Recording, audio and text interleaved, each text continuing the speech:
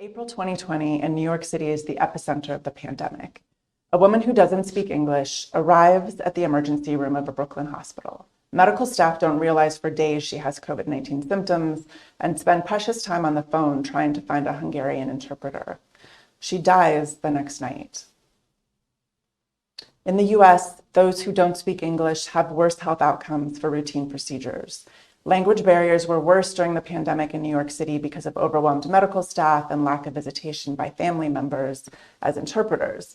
Access to critical health information in your own language can mean the difference between life and death. The tragic outcomes of the pandemic in New York City disproportionately impacted New York's multilingual immigrant communities. In April 2020, the most linguistically diverse neighborhood in Queens had nearly the same number of COVID-19 cases as all of Manhattan, which is an area 3 times more populous. Increasing numbers of speakers of endangered languages are settling in urban centers around the world. There are nearly 700 languages spoken across New York City. Half of all New Yorkers speak a language other than English at home, and at least 200 languages are spoken in New York City's school system alone. In addition to all of the world's major languages, some individuals in the city speak languages only spoken by a few hundred speakers across the entire world. Take Seke, which is spoken just by 700 people worldwide, originally in 5 villages in Nepal. Around 100 of those global speakers live in just a few apartment buildings in Brooklyn. Most language documentation doesn't happen in cities, but the Endangered Language Alliance, or ELA, has been working with New York's immigrant and refugee communities for years. They've collected audio and video recordings and linguistic, historic, location, and migration data for hundreds of communities and community institutions which support them. Language mapping is one of the ways to document and make visible New York's diaspora communities. This is a close-up of a static map illustrating the incredible linguistic diversity of some of New York's neighborhoods, with highlighted areas of particular linguistic concentration like the UN or Jackson Heights in Queens. Urban language mapping can help identify social, political, and public health needs in minoritized communities and in order to advocate for inclusive and equitable policies. It also facilitates the celebration of diverse histories and illuminates experiences of marginalized peoples. To that end, in partnership with ELA, community and university researchers, and a web developer, we have created a digital map of the languages of New York City, exploring the richness and diversity of these language communities. The map opens onto this view, with languages color-coded according to world region.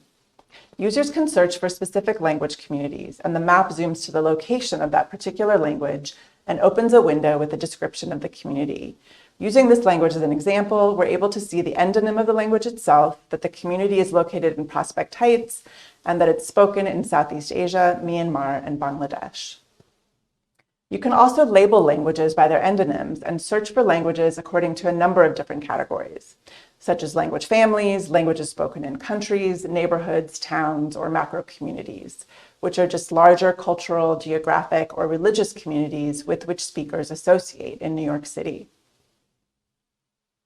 The data table allows us to use a filter by any number of categories, such as location, size of the language, or whether or not there are video recordings, to name a few. In this example, I filtered by languages spoken in Turkey, which then yields a map showing the locations of only those filtered languages. We've included census language data too. This shows Tagalog, and shaded dark green areas represent greater concentration of Tagalog speakers by census tract. We want to draw attention to underrepresentation of indigenous, minoritized, and oral languages in census data, which only captures 200 languages spoken in New York City. We can also discover histories of mobility. For example, Wali is a Ghanaian language spoken in Little Accra in the Bronx. We learned that the first Ghanaians came to New York after a coup in 1966, that many worked as seamen, and that the diaspora has expanded to Brooklyn's Queens, Staten Island, and New Rochelle. In this example, Ella worked with a speaker of Ossetian to translate stories from a saga in this language, which is linked in the description. So the map is a gateway to searching for and then discovering additional information about certain languages.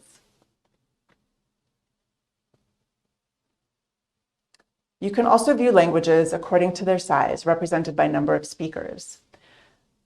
In a world where hundreds of languages are spoken by just a few speakers, our map can help facilitate identification of endangered languages by linguists or institutions to support language revitalization and maintenance efforts in New York.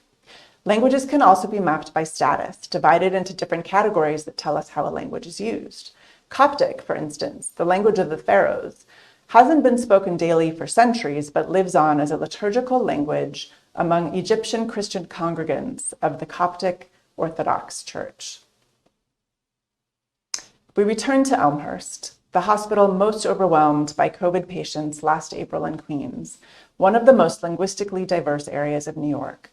We are working with the Department of Health to understand the pandemic in relation to diaspora communities and to advocate for the positive health effects of Indigenous language use.